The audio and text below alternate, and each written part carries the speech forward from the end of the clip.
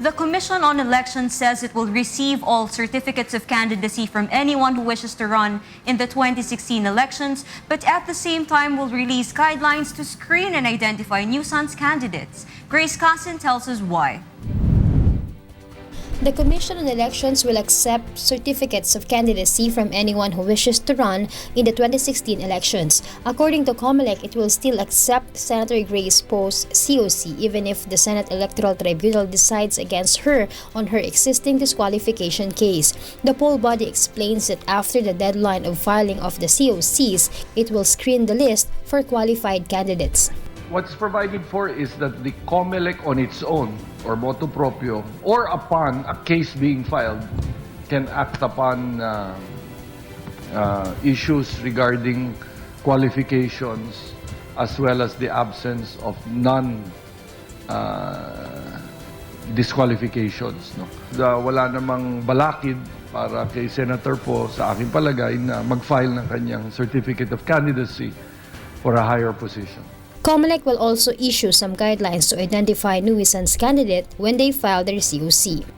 I already asked one of our lawyers to do research, to look at jurisprudence to see what would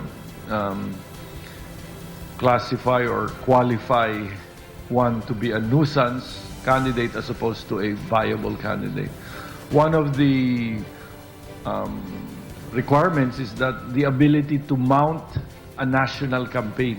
The filing of certificates of candidacy will be on October 12 to 16. During this period, biometrics registration and validation will be suspended. For the candidates in the presidential, vice presidential, and senatorial race, the filing of COC will be at the ground floor of Palacio del Gobernador, while submission for party list nominees will be at the third floor of the same building.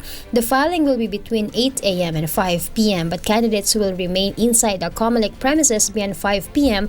will still be received. The poll body will also release a guidelines next week for the filing of COC to ensure order during the process. Among those which the Comelec plans to limit are the number of escorts of each candidate inside the building. It will also set up an LED screen outside Palacio del Gobernador so the supporters may be able to see the actual filing of COC. We have space limitations also. Hindi kailangan makapasok lahat. Ang importante lang talaga dito, kung tutuusin, yung kandidato na magpa-file ng kanyang certificate of candidacy. After that, posible yung abogado niya siguro. And then, syempre, family.